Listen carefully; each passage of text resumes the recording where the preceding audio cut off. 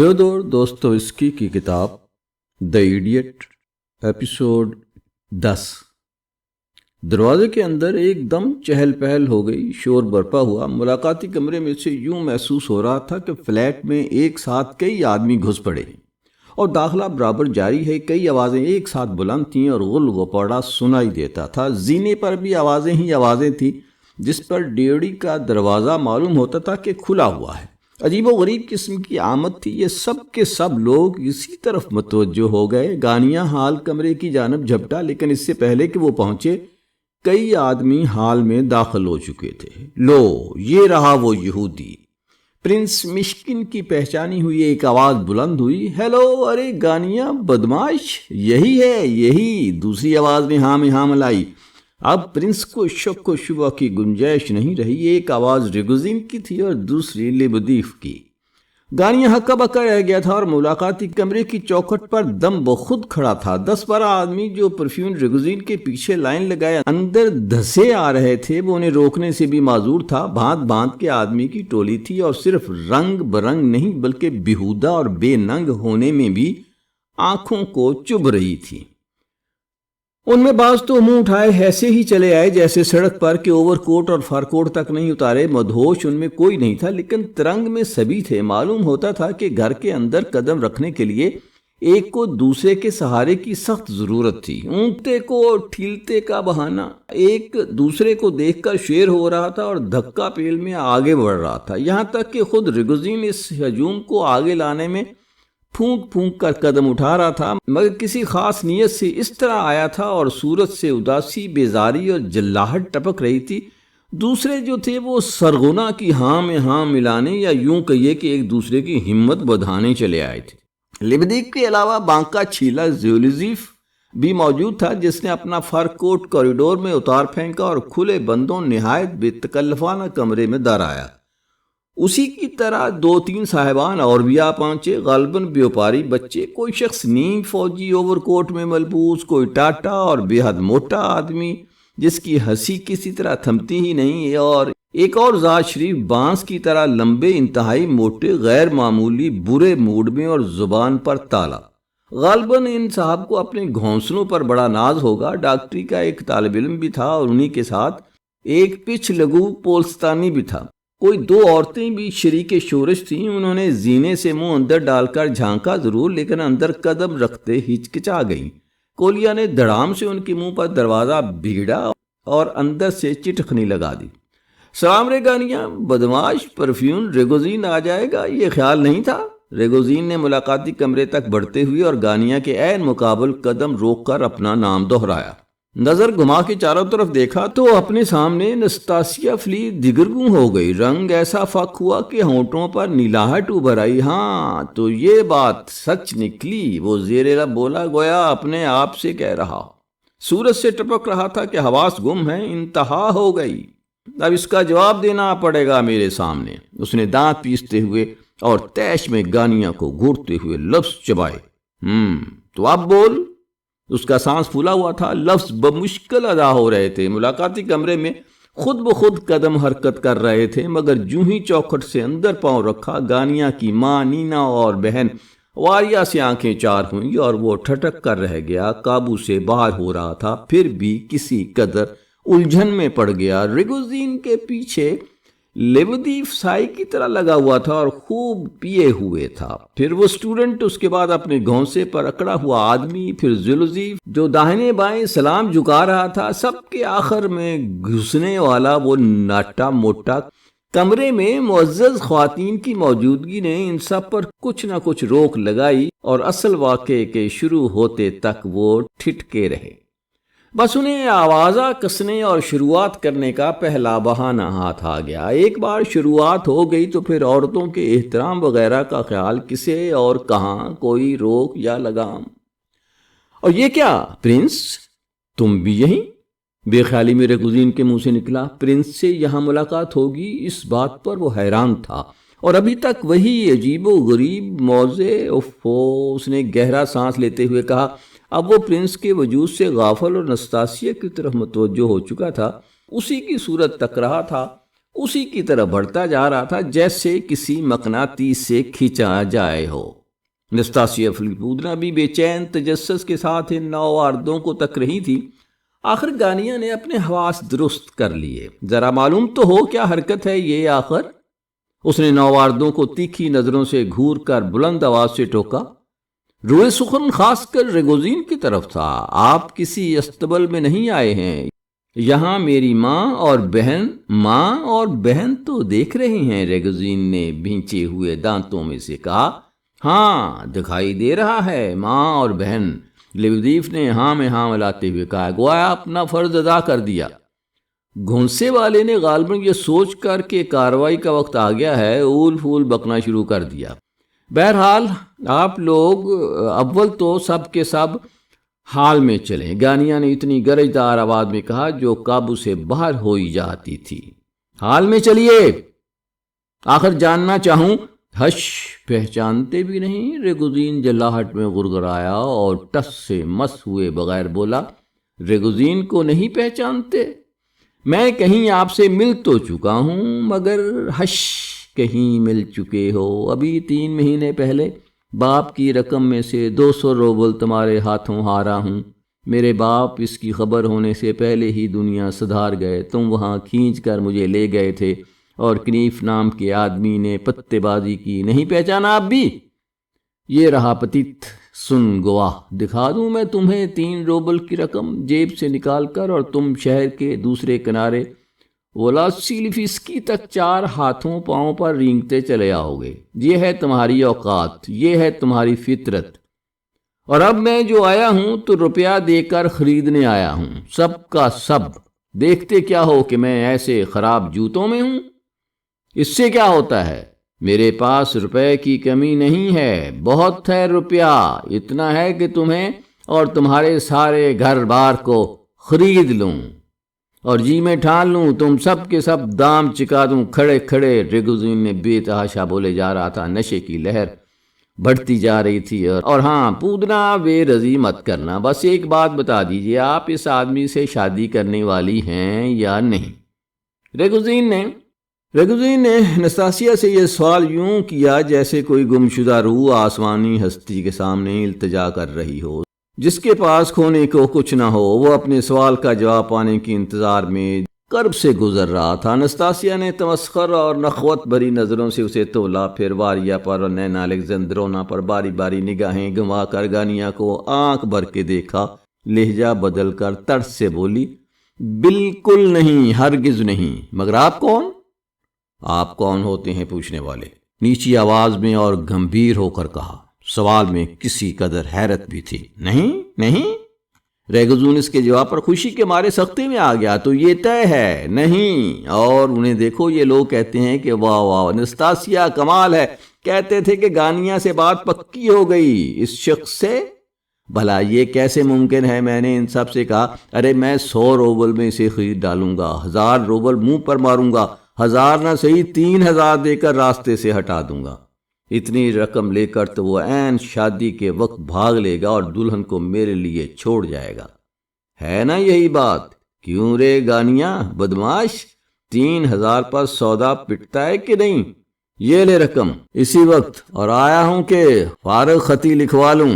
کہا تھا نا میں نے کہ خرید ڈالوں گا، سو بس خریدتا ہوں۔ دور ہو یہاں سے شرابی مدہوش، گانیا نے ڈانٹ پڑائی۔ اس کے چہرے پر ایک رنگ آتا ایک جاتا، اس کی ایک چیخ پر ایک دم کئی آدمیوں نے گلے پھاڑ دیے۔ ریگوزین کی پوری ٹیم پہلے ہی نعرہ جنگ کی منتظر تھی۔ اس نے انتہائی کوشش سے ریگوزین کے کان میں کچھ پھونکا۔ ٹھیک ہے میاں منشی، ریگوزین نے گویا مشورہ ٹال دیا، درست ہے، شراب کے دھت جو ہونا ہے ہو جائے۔ اس نے نستاسیا کو نیم بے خودی کی کیفیت میں نظر بھر کے دیکھا، پہلے جھجکا، پھر بے دھڑک ہونے کی حد میں آ کر بولا، یہ لو 18000۔ اتنا کہہ کر سامنے کی میز پر سفید کاغذ کا ایک پیکٹ سرکا دیا جو چخانے ڈوری میں بندھا ہوا تھا۔ لو یہ ہے، اور بھی ہوگا۔ آگے بھی کچھ کرنا چاہتا تھا مگر منہ سے بول نہ نکلے۔ لیودیف نے جیسے سہم گیا ہو وہ ریگوزین کے کان میں پھونکا، قیاس کہتا تھا کہ وہ اتنی بڑی رقم دیے جانے کے تصور سے سہم گیا اور پٹی پڑھائے جا رہا تھا کہ ذرا کم رقم سے شروع کیا جائے۔ نہیں، اس میں تو احمد کہیں کہ نہیں سمجھتا کہاں ٹانگ پھنسی ہے، میں بھی تیرے ساتھ بھی گدا پن نہیں کروں گا۔ نتاسیہ کی گرم نگاہوں کی تاب نہ لا کر ریگوزین نے جھلجھلی لی ہے، ہو گئی نہ بے وقوفی۔ ریگوزین کا اترا ہوا چہرہ دیکھ کر نستاسیہ کو بے اختیار ہنسی چھوٹنے لگی۔ 18,000 میرے لیے؟ گنوارا آ گیا اپنی اصلیت پر۔ نستاسیہ نے شرمائے بغیر بے تکلفی سے جڑ دیا اور صوفے سے اٹھ کھڑی ہوئی، گویا اسے اب یہاں ٹھہرنا نہیں ہے۔ گانیہ کا دل ڈوبا جا رہا تھا، وہ سارا منظر دیکھتا رہا۔ 18 نہیں، 40,000، پورے 40,000۔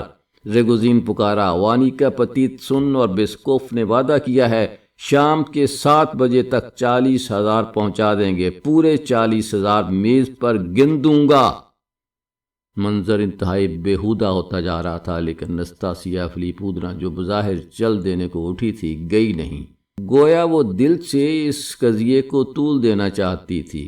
نینا الیگزندرونا اور واریہ بھی اپنی اپنی جگہوں سے اٹھ گئیں اور چپ چاپ سہمی ہوئی منتظر تھی کہ دیکھیں بات کہاں تک پہنچتی ہے۔ واریہ کی آنکھیں چمک رہی تھیں، لیکن ماں پر اس تمام ہنگامے کا اثر بہت مہلک ہوا تھا۔ وہ ایسی لرز رہی تھی کہ بظاہر بس اب گری اور اب گر کر بے ہوش ہو جائے گی۔ اچھا، اگر یہی بات ہے تو 40 نہیں، 100۔ آج کے آج 1,00,000 کی رقم دیتا ہوں۔ پتیت سن، آج مٹھی کھول دے، کل جھولی بھر دوں گا۔ عقل ماری گئی تمہاری، پتیت سن نے سرگوشی میں اسے جھڑکا۔ جلدی سے وہ اس کی طرف بڑھا اور بازو تھام کر بولا، نشہ چڑھ گیا تمہیں، پولیس بلا لیں گے، یہ سمجھ ہوش بھی ہے، کہاں ہو تم؟ نشے میں ہنکار رہے ہیں۔ نستاسیہ نے اور جلتی پر تیل چھڑکا۔ سچ کہہ رہا ہوں، رقم آئے گی شام تک، اتنی رقم پہنچے گی۔ پتیت سن، ارے سود خور، جو چاہے بیاج لے لے، شام تک 100,000 چاہیے، نکال، دکھا دوں گا کہ بات کا پکا ہوں۔ ریگوزین پر اب دھن سوار ہو گئی، پھر بھی یہ کیا تماشا لگا رکھا ہے۔ بڑے میاں جنرل صاحب نے ایک دم غصے میں گرم ہو کر ڈانٹ پلائی اور ریگوزین کی طرف بڑھے۔ اب تک وہ چپ چاپ سب کچھ دیکھتے رہے تھے اور یوں اچانک ان کا بیچ میں کود پڑنا مسخرے پن کا رنگ بکھر گیا۔ اب بازوں کو ہنسی آ گئی۔ یہ کدھر سے نکل پڑا؟ ریگوزین بے اختیار ہنس کر بولا، چلو بڑے میاں، تمہیں بھی نہلا دیں گے۔ کیا پاجی پن ہے؟ کولیا چیخا۔ شرم اور افسوس کے مارے اس کی آنکھیں بھر آئی تھیں۔ کیا آپ لوگوں میں ایک بھی مائی کا لال ایسا نہیں جو اس بے حیا کو یہاں سے دفع کر دے؟ تیش میں کانپتی ہوئی واریہ نے زور سے للکارا۔ تو یہ مجھے کہا جا رہا ہے بے حیا؟ نستاسیہ نے چمک کر ٹھٹک کر اس تذلیل کا سامنا کیا اور ترکی بہ ترکی جواب دیا۔ لو اور سنو، میں بے وقوف انہیں شام کی دعوت پر بلاوا دینے آئی تھی۔ گاوریلیا صاحب، ملاحظہ ہو آپ کی بہن نے مجھ پر کیا کیچڑ اچھالی ہے۔ کچھ دیر تو گاوریلا صاحب بہن کے یوں پھٹ پڑنے پر بے حس و حرکت کھڑا رہا جیسے بجلی گری ہو، لیکن جب دیکھا کہ نستاسیہ فلیپودنا واقعی کمرے سے چلی گئی تو وہ اس کی طرف لپکا اور زور سے اس کا بازو پکڑ لیا۔ یہ کیا حرکت تھی تمہاری؟ وہ چیخ پڑا، اسے یوں گھورنے لگا جیسے وہیں جلا کر خاک کر دے گا۔ قطعی طور پر اس کی عقل میں فطور آ گیا تھا، نیک و بد کی تمیز جاتی رہی تھی۔ کیا حرکت کی؟ مجھے کدھر کھینچ رہے ہو؟ کیا اس عورت کے آگے ہاتھ جوڑ کر معافی مانگوں کہ اس نے تمہاری ماں کی تذلیل کی اور تمہارے گھر بھر کا مذاق اڑانے آئی ہے؟ تم نیچ آدمی ہو۔ واریہ پھر شدت سے چیخی۔ وہ بڑی شان سے بھائی کی آنکھوں میں آنکھیں ڈالتے تنی کھڑی تھی۔ کئی منٹ تک وہ دونوں اسی طرح روبرو کھڑے رہے، عین مقابل۔ گانیہ نے جو اس کا ہاتھ تھاما تھا ویسے ہی تھامے رہا۔ واریہ نے ایک بار جھٹکا، دوسری بار کھینچا، پھر زور لگایا۔ جب خود کو چھڑا نہ سکی تو غصے میں آپے سے باہر ہو کر اس نے بڑے بھائی کے منہ پر تھوک دیا۔ یہ ہوئی لڑکی، نستاسیہ فلیپودنا زور سے پکاری۔ شاباش پتیت سن، مبارک ہو تمہیں۔